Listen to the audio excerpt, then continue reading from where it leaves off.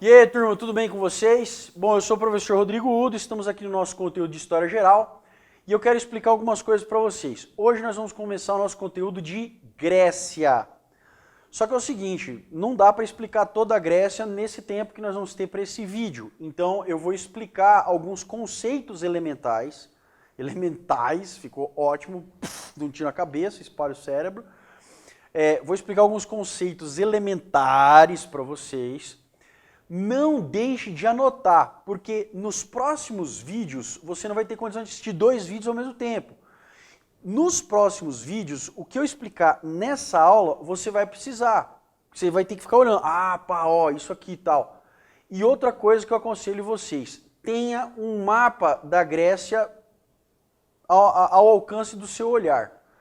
Por que isso? Porque a história da Grécia está intimamente, prestou atenção, intimamente ligada à geografia da Grécia. A história intimamente ligada à geografia, tá bom?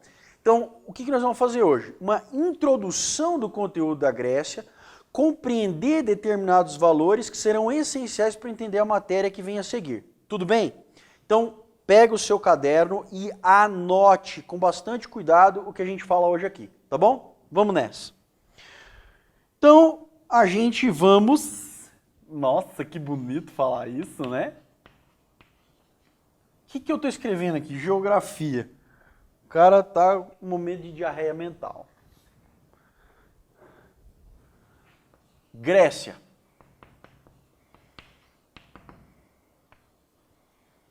Muito bem.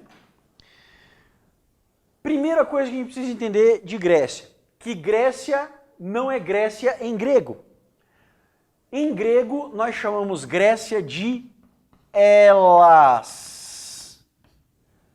Então, veja bem, o nome da região da Grécia é Hélade. E quem nasce na Grécia é Heleno. Beleza? Então, toda vez que você escutar a expressão helenização, nós estamos falando de uma região que foi greguizada, né? Que é bem feio falar isso, mas ela recebeu valores gregos. Então, helênico, Hélade, tudo se refere à Grécia. Então, Grécia em grego é Elas. Outro ponto importante, a Grécia jamais, estamos falando da Grécia da Antiguidade Clássica, a Grécia jamais foi um império unificado. Jamais foi um império unificado. Nunca teve uma capital. Professor, não, mas eu vivi... Não, nunca teve. Nunca teve. Tira isso da sua cabeça. O que existiam eram cidades-estado autônomas, ou seja, que não dependiam umas das outras. Tá certo? Então, as cidades-estado eram autônomas. Tá? Então, não tem império unificado. Tá joia? Próxima informação que é essencial para entender Grécia. A economia. Como é que funciona a economia da Grécia Antiga? Ela é agropastoril. Porém, é também comercial. Por que isso?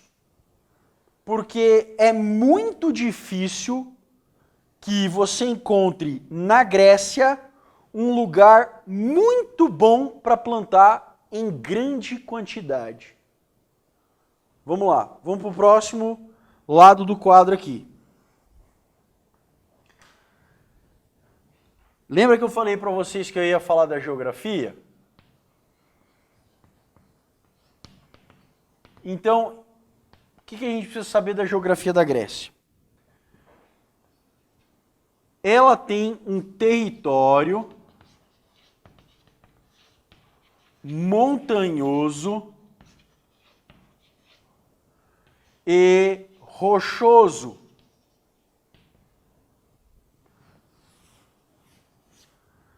Se é um território montanhoso e rochoso, você já sabe que vai ser difícil plantar. Porque tem muita montanha e essas montanhas são pedra. Se você já teve a oportunidade de ir para Atenas, por exemplo, você deve ter percebido que o mármore está no chão. As pedras estão no chão. Ah, é óbvio, né, professor? Não vai estar levitando, né? Oh, pedra. Mas, basicamente, você não tem espaço que tenha terra em abundância.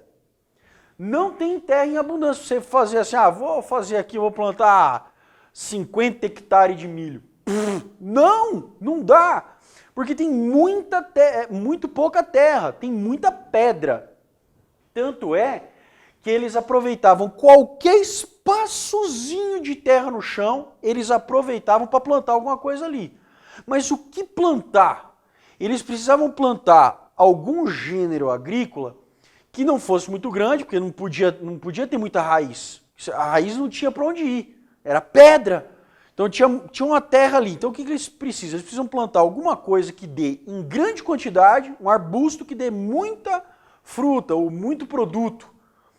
Por isso que basicamente, nessas condições, sendo um território montanhoso e rochoso, quais são os principais gêneros agrícolas produzidos? A parreira e a oliveira. Gente, o que a parreira dá? Se eu contar, vocês vão morrer. Não. A parreira dá o quê? Uva. E o que eu faço com a uva? Supo, dou uma supadinha. O que eu faço com a uva, gente? Vinho. E a oliveira dá o quê, gente? Azeitona. Que eu faço o quê com a azeitona? Como azeitona. Com a azeitona eu posso fazer o quê? Azeite. Professor, eu tenho uma perguntinha. Os caras só produziam vinho e azeite, eles vão comer isso, o cara vai ter uma cagarréia a vida inteira. Gente, presta atenção. O cara produz vinho e azeite e ele usa isso para quê? Para fazer trocas com outros povos. Eu já vou entrar mais detalhadamente nessa perspectiva comercial, mas eles não vão comer só isso, né? Isso não existe. Então, eles usam isso aqui para fazer comércio com outros povos. Aí eles têm lá a cabra para tirar o leite, fazer o queijo, às vezes comer carne e tal, usam a pesca, até porque uma outra característica importantíssima da geografia da Grécia é que o seu litoral é densamente recortado. Esse é outro ponto muito importante. Professor, o que tem a ver o litoral ser recortado com a história da Grécia? Presta atenção, porque isso que eu estou explicando para vocês aqui nesse momento vai ser o coração. Se vocês entenderem isso aqui, gente, toda a história da Grécia vira uma mamata. Esse aqui é o segredo. O segredo está aqui, é a chave para abrir a história da Grécia. É aqui.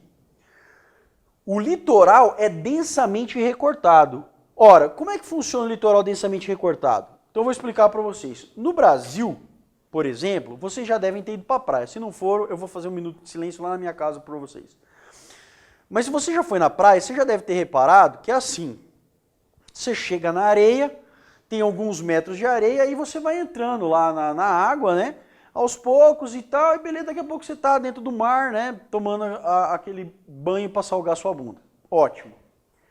Quando o litoral é densamente recortado, não é assim que funciona. Você tem o litoral, você chega aqui, você está andando, de repente, acabou a terra. Você olha para baixo, tem um paredão reto que vai acabar lá dentro do mar. É um paredão, é bruto, é uma queda brusca. Tipo, você está andando, de repente não tem areia, não tem nada, de repente é o mar. Você olha assim, lá embaixo tem o mar batendo na rocha. Isso acontece quando você tem um litoral muito recortado. Qual a importância disso? Veja bem, quando nós temos esse perfil geográfico, em que o território acaba bruscamente, lá embaixo você tem o mar, normalmente o mar ali ainda é fundo. Ele não é igual ao litoral brasileiro, por exemplo, que o navio precisa parar lá longe, precisa ter, ou vai ter que ter um cais levando até lá longe para poder desembarcar a mercadoria, ou buscar de barquinho. Por quê? Porque se o cara chegar um pouco mais perto, o casco do navio fica travado no chão, né, do mar mesmo, fica parado, né, na areia. Fica atolado lá. Quando você tem um litoral bem recortado, o navio consegue chegar até a costa. Por quê? Porque tem profundidade.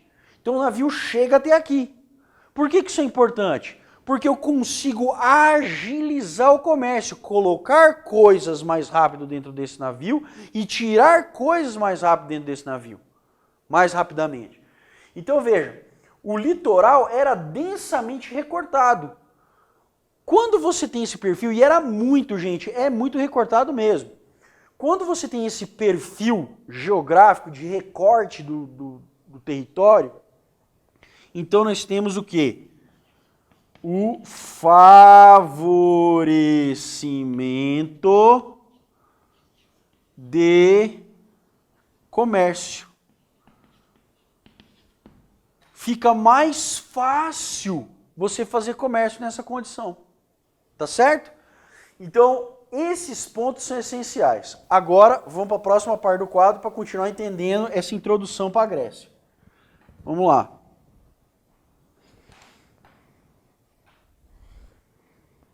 Muito bem. Ainda falando do território, nós temos a Hélade insular e nós temos a Hélade peninsular. Que isso, professor? Então vamos lá.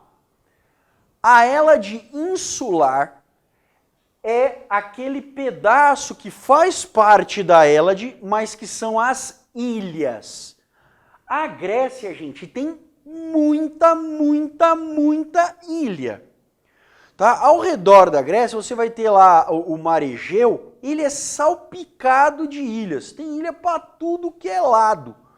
Tá? É muito fácil você encontrar ilha naquela região. Então, tudo isso pertence a Hélade, tá? Então, são as ilhas. Vamos escrever lá. Ilhas. Muito bem. E a Hélade peninsular? O que é uma península? Então, vamos fazer o seguinte. Imagina que eu sou um continente, tá? Com esse meu corpinho erótico, né? Em formato de quibe, fino nas pontas e grosso no meio. Imaginem vocês que eu sou um continente e eu tenho meu bracinho aqui, tá bom? Se eu arrancar a minha mão fora, cortei a mão e deixo ela aqui, a mão circulada por água de todos os lados é uma ilha. Mas a minha mão está grudada ao meu braço, tá? Então o que acontece? Isso daqui é uma península. Porque esse trecho de terra poderia ser uma ilha, mas não é, porque existe um trecho que está conectando esse território ao continente. Isso é uma península. Tá? Então você tem, vou explicar de novo. Península é quando você tem esse território lançado ao oceano, ele poderia ser uma ilha. O que é uma ilha? É um trecho de terra circulado de água por todos os lados. A península não. A península tem uma parte dela que está conectada ao continente. Você vê essa região. Então você tem a Hélade peninsular. tá bom? Essa Hélade peninsular, que está conectada ao continente europeu, a Hélade peninsular está dividida em duas regiões. Então vamos lá. O norte da Hélade peninsular nós chamamos de Península Ática. E a região sul nós chamamos de Península do Peloponeso. Tá bom?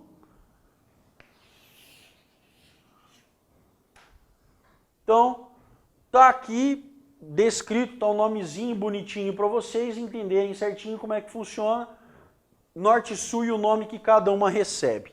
Beleza? Bom, gente, para a gente terminar essa introdução, quero explicar para vocês o seguinte. A história da Grécia se divide em algumas fases, em algumas partes. Vamos lá. Então, você tem a história da Grécia dividida em alguns períodos. Você tem lá o primeiro período, a gente chama de período pré-homérico. Esse período pré-homérico vai do século 20 a.C. ao século 12 a.C. O que aconteceu no período pré-homérico? Aqui ocorre o que nós chamamos de ocupação da Hélade. Então aqui você tem a chegada da galera, tá? É a turma chegando aqui nessa região, beleza? Então, nessa fase do século 20 a.C. ao século 12 tem o período pré-homérico. Qual é a próxima fase? É o período homérico. O período homérico vai do século 12 a.C. Vamos passar para o próximo lado aqui, ao século 8 a.C. O que aconteceu no período homérico? Aqui ocorre o quê? A fundação das polis.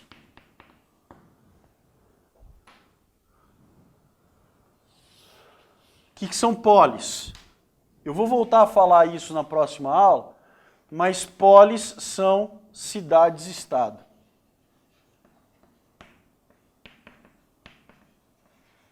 Muito bem. Depois do período homérico, então nós temos o período arcaico. O período arcaico vai do século VIII a.C. ao século VI a.C. Nesse período, nós vamos ter as reformas, vou escrever de verde só para ficar padrãozinho, né? Nós temos as reformas políticas. Muito bem. Depois do período arcaico, nós temos o período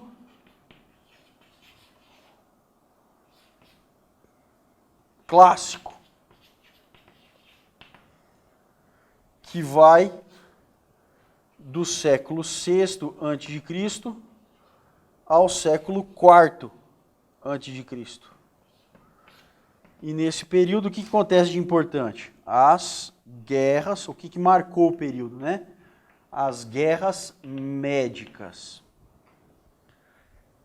E por fim, alguns historiadores não incluem esse último período como parte da história da Grécia.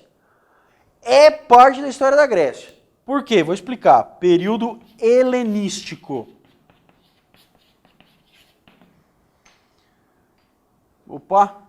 Esse período helenístico está no século IV a.C. somente. O que aconteceu nesse período? A expansão